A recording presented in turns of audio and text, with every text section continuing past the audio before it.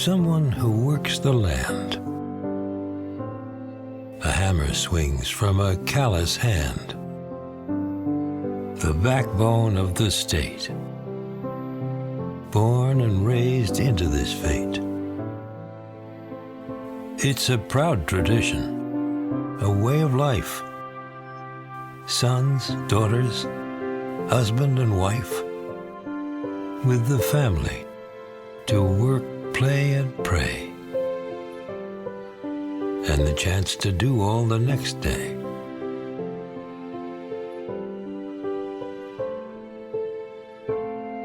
We're the Kurt family. Welcome to our farm!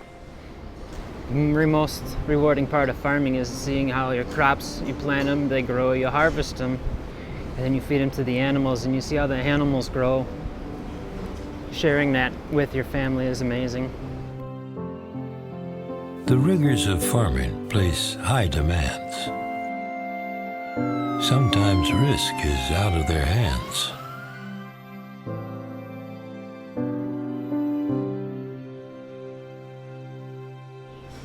I think the farming industry can be very dangerous in many ways. I think there's all of the things in farming are moving, have moving parts, and one accident can cause major problems for many people. Over the 20 years that I've been here in Middleton and also previous to this, other areas in Wisconsin, we've seen 20 or so different types of agriculture-related, farm-related incidents, and many of them not so serious, some very serious. It takes a village to raise a child and a family to raise a farm. The most important work, keep them free from harm.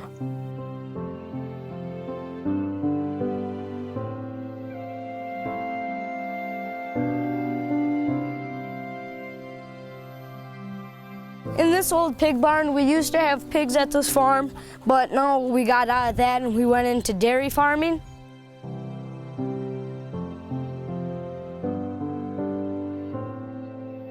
He was up at the farm with my husband, and he was near a grain auger, and he went into the auger and accidentally, got his arm caught in the auger. He's been great about it. He never has complained, anything like that, and he can do just about anything. He plays baseball, football, he wrestles, he plays soccer, and he loves to farm. Even when he came home from the accident, he even said, well, when can we go back to the farm? This was just the next day.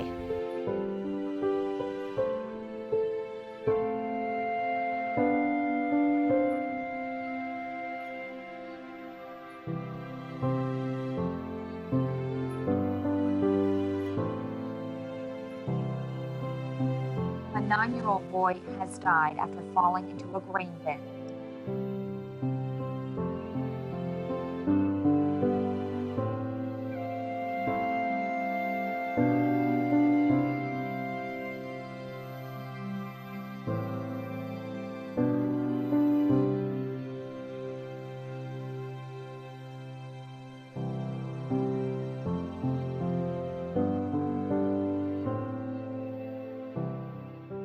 We went out there that day, and we've been out there probably for 2.5 hours.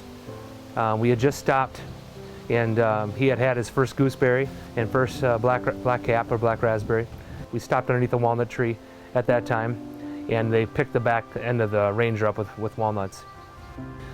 Just pulling a little brush hog behind our Ranger, no bigger than the width of the Ranger, and you had to go real slow on it because anything over 5 miles an hour and it wouldn't cut. We just got around the corner, probably had maybe 2-3 minutes left when we'd be done for the day, and the kids had behaved the entire day.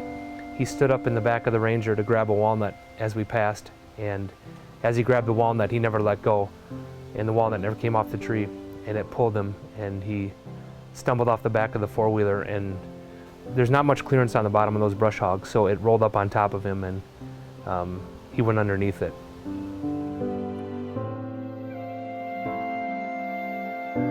Those who are impacted by it, whether it's family members or co-workers who either witness it or are somehow involved in the rescue, it also impacts them long term. So, because they certainly have to remember all of those things that they witnessed and saw and all the events that took place.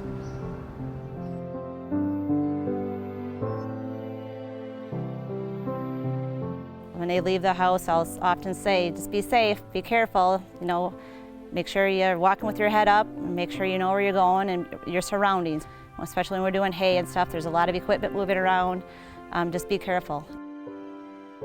So often kids just think that they're above that or that they're invincible, and you know, it's so easy to just not listen. I rode the tractor with my dad and with my grandpa, and we've had this discussion with my husband on several times, and I've got him convinced now that he's not taking our grandkids out anymore either. But it does tend to be something that people view as a tradition.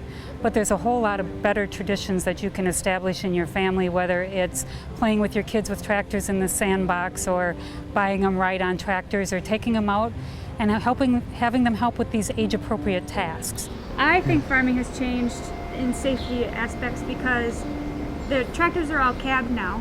They have buddy seats with seat belts. So I feel more comfortable with our kids in the tractor, honestly, because I know that when they're riding along, they're seat belted. If something would happen, that they'd be okay.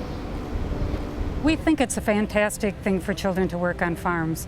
I grew up working on a farm. It teaches you a great work ethic. It teaches kids responsibility. You develop that pride in being a farmer or a farmer's child.